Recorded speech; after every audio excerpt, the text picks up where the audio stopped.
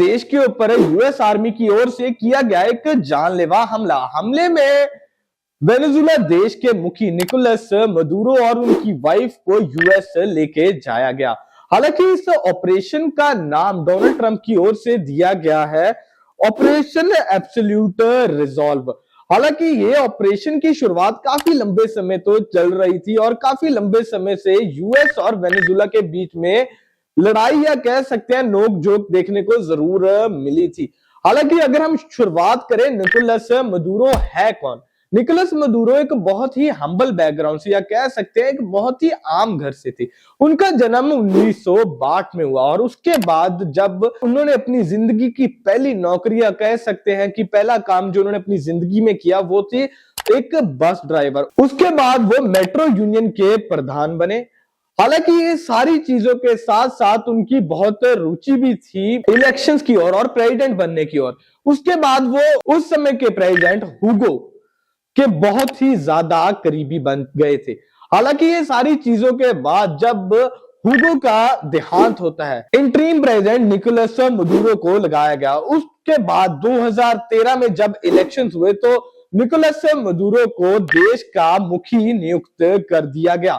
हालांकि ये बहुत क्लोज इलेक्शन था पर फिर भी उनको जीत प्राप्त हुई और वो एक अगले मुखी इस देश के बन गए। यूएस की ओर से हमला क्यों किया गया? सबसे बड़ी वजह यह है कि निकोलस मदुरो एक नार्को टेररिज्म और ड्रग ट्रैफिकिंग का एक बहुत बड़ा नाम है, क्योंकि वेनेजुला की ओर से सारे जितना भी ट्रैफिकिंग होती है जैसे ड्रग ट्रैफिकिंग, ये सारी ट्रैफिकिंग वेनेजुला से यूएस के बीच में जाती है और एक बहुत बड़ा नेक्सस क्रिएट करती है।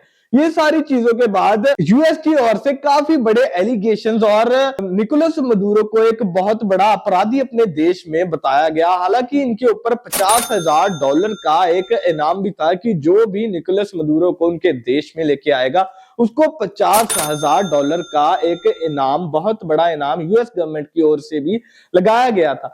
पर ये सारी चीजों के बाद अगर कोई भी देश का मुखी कोई भी तरह का क्राइम करता है हमको यूएन में जाकर इसकी गुहार लगानी चाहिए। पर यूएस की ओर से ऐसा कुछ नहीं किया गया। यूएस की ओर से डायरेक्ट हमला या कह सकते हैं इन्वेजन की गई वेनेजुला देश के अंदर। उसके बाद उनको यूएस में उठा के लेके आया गया। ये सारी चीजें बिल्कुल यूएन के खिलाफ है।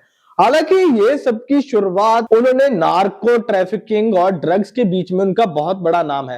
हालांकि ये सारे नाम के बाद भी एक और बहुत बड़ी वजह डोनाल्ड ट्रंप ने अपनी प्रेस कॉन्फ्रेंस में दी कि माइग्रेशन क्राइसिस, अगर कोई भी लोग वेनेजुला देश में खराब होते थे वो खराब होकर यूएस की ओर आ जाते थे। क्योंकि अगर हम बात करें वेनेजुला देश के नजदीकी देश जैसे ब्राजील, कोलंबिया, मैक्सिको और उसके बाद आ जाता है यूएस।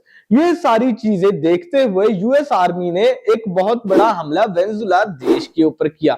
हालांकि कईयों का क्रिटिक्स का ये भी कहना है कि ये सिर्फ हमला ड्रग्स के लिए नहीं किया गया, ये हमला किया गया ऑयल रिजर्व के लिए। ऑयल रिजर्व की अगर हम बात करें वेनेजुला देश के पास पूरे वर्ल्ड में सबसे ज्यादा ऑयल रिजर्व है। और देखने वाली बात यह भी है कि ऑयल रिजर्व इतना होने के बावजूद वेनेजुला देश यूएस के हक में बिल्कुल भी नहीं था, बल्कि रशिया, चाइना के हक में वेनेजुला देश शुरू से रहा है। हालांकि ये सारी चीजें भी कह सकते हैं कि अगर बुरी लगी हो या कुछ भी डिप्लोमेटिक क्राइसिस हुआ हो उसके कारण भी ये हमला किया जा सकता था।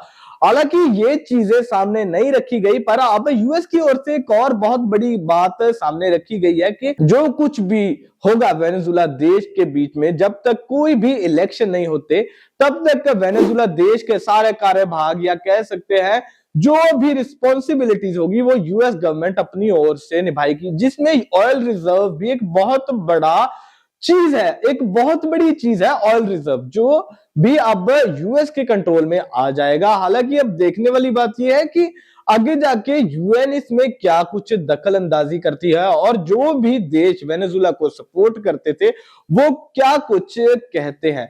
हालांकि डोनाल्ड ट्रंप की ओर से एक और बात रखी गई कि हम वेनेजुला देश के खिलाफ नहीं हैं बल्कि हम लीडरशिप के खिलाफ हैं। निकोलस मदुरो एक बहुत बड़ा नार्को ट्रैफिक का नाम था जो आगे जाकर हमें और दिक्कतें दे सकता था। इसकी वजह से हमने वेनेजुला देश के ऊपर हमला किया है और जो कुछ भी अब निकोलस मदुरो के कार्रवाई होगी वो यूएस में होगी और जो कुछ भी लॉ के हिसाब से होगा वो हमारे देश में उनके साथ किया जाएगा।